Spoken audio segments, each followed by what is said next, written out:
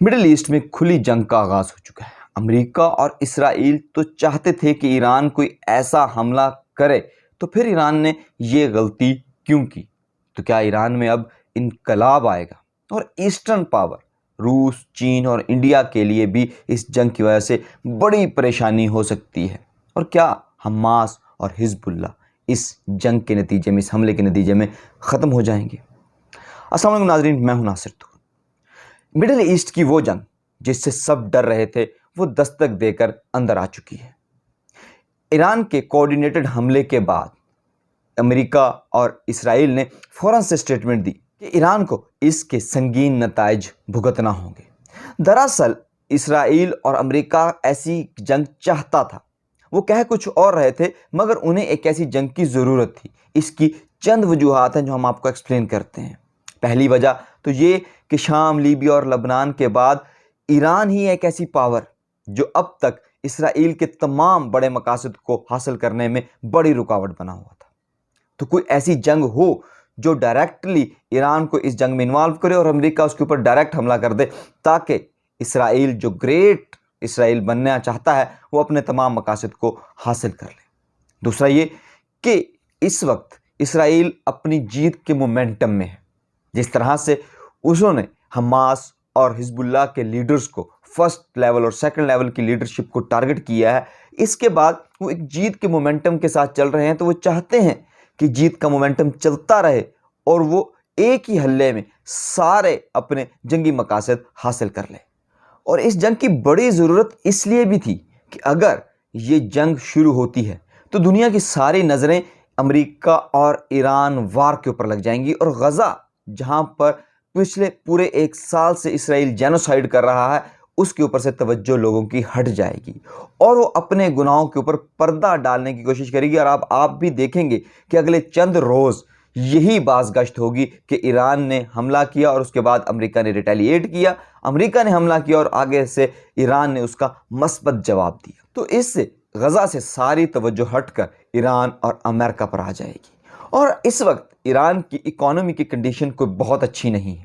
جب بھی کہیں جنگ ہوتی ہے تو جیتنے والا ہیرو اور فاتح ہوتا ہے اور ہارنے والے کے ہاں انقلاب آ جاتا ہے۔ اسی لیے تو امریکہ نے شاہ پہلوی کے بیٹے رضا پہلوی کو سنبھال کر رکھا ہوا ہے۔ وہ اس وقت امریکہ میں ہیں اور انہیں کنگ آف ایران کے نام سے جانا جاتا ہے۔ ان کا پلان یہ بھی ہو سکتا ہے کہ جیسے ہی امریکہ ایران کے ساتھ جنگ کرے تو اس کے بعد وہاں پر لوگوں کو پیسہ دے کر یا کسی بھی طرح سے خمینی رجیم کے خلاف بغاوت کروا دے اور اپنے لوگوں کو یعنی رضا پہلوی کو وہاں پر لانچ کر دیا جائے۔ یہ رضا پہلوی وہی ہیں جس نے پچھلے سال اسرائیل کا دورہ بھی کیا تھا اور نیتن یاہو سے ملاقات بھی کی تھی۔ ان تمام وجوہات کے باوجود کہ ایران میں خمینی رجیم کے خلاف بغاوت کی جا سکتی ہے، یہ سب سے بڑی وجہ ہے۔ یہ جانتے ہوئے بھی امریکہ کے اوپر ایران نے حملہ کیوں کیا؟ چونکہ ایران ان تمام فورسز کا سپورٹر ہے، ان کا بڑا ہے۔ تو جیسے ہی ان فورسز کے بڑے رہنماؤں کو اسیسینیٹ کیا جاتا ہے، جیسے حسن نصر اللہ کی موت کے بعد، ان کی ہلاکت کے بعد ان کے اوپر اندر اور باہر سے بہت زیادہ پریشر تھا اور ان تمام فورسز کا مورال بھی ڈاؤن ہو رہا۔ تو یہ ضروری تھا کہ ان کے مورال کو ہائی کرنے کے لیے ایک ایسا حملہ ضرور کیا جاتا جس سے یہ ثابت کیا جاتا کہ ہاں، ہم تمہارے پیچھے ہیں، ہم تمہارے سپورٹر، ہم تمہارے ساتھ کھڑے ہیں۔ اور اس حملے کی ایک اور وجہ یہ بھی ہے کہ اسرائیل اس وقت ایک بدمست ہاتھی کی طرح آگے بڑھتا جا رہا ہے۔ اس نے غزہ کی جو پٹی ہے 40-41، اس کے اوپر لاکھوں ڈالر کا بارود پھونک دیا ہے، صرف ایک عام سادہ لو عوام پر۔ اس کے بعد وہ آگے لبنان کی طرف بڑھ رہا ہے اور وہ اپنے مقاصد حاصل کرنے کے لیے بڑھتا جا رہا ہے۔ تو اسرائیل اور اس کے الائز کبھی بھی ایسے بڑے حملے نہ ہونے کی وجہ سے، کسی بھی رکاوٹ کے نہ ہونے کی وجہ سے سیز فائر کی کبھی بھی بات نہ کرتے۔ تو اب جب ایسا بڑا حملہ ہوگا تو پھر اسرائیل اور اس کے الائز سیز فائر کی طرف آئیں گے۔ یہ بھی ایک بڑی وجہ تھی ایران کے اس حملے کی۔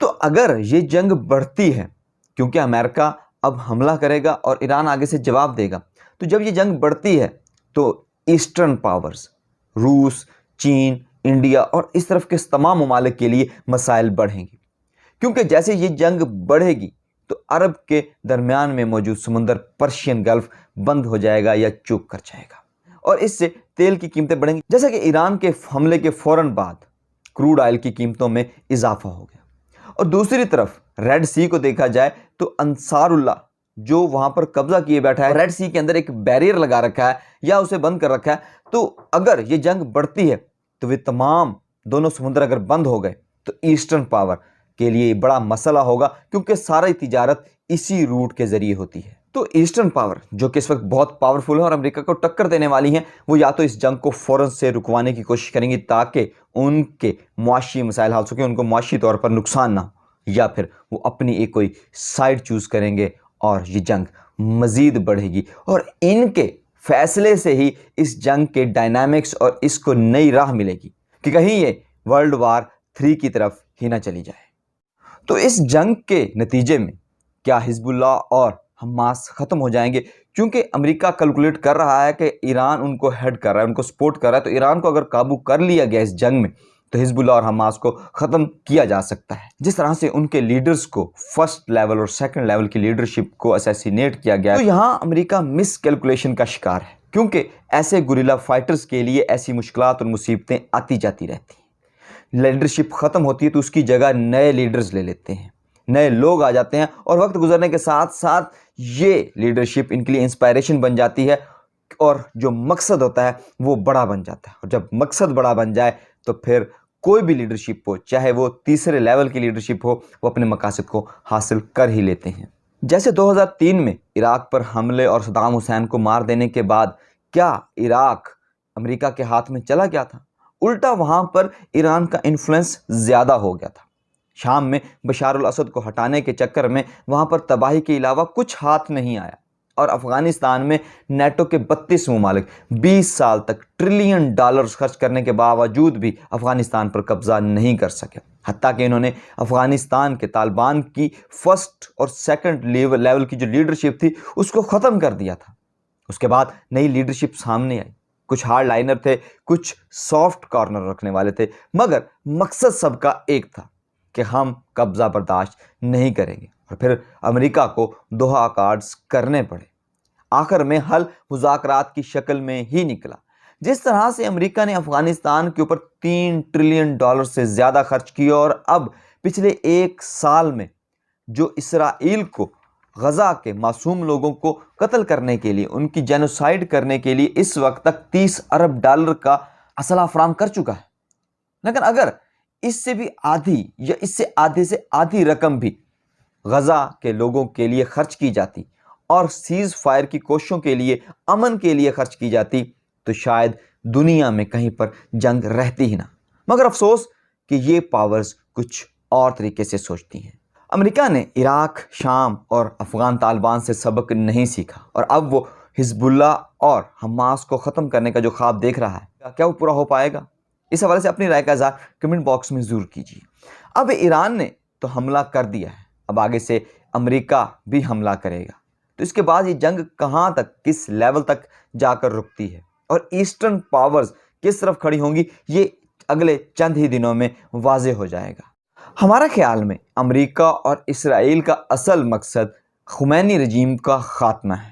وہ چاہتے ہیں کہ ایران میں بغاوت کروا کے رضا پہلوی کو لانچ کر دیا جائے، وہاں پر اپنی حکومت بنا لی جائے، اور یہ جنگ لڑے بغیر ہی اپنے تمام مقاصد کو حاصل کر لیا جائے۔ مگر اس میں ایسٹرن پاورز کی پوزیشن واضح ہونے کے بعد ساری پکچر واضح ہو جائے گی، اور ہم اس حوالے سے آپ کو اپڈیٹ کرتے رہیں گے، اس لیے اس چینل کو سبسکرائب ضرور کر لیجیے۔ شکریہ۔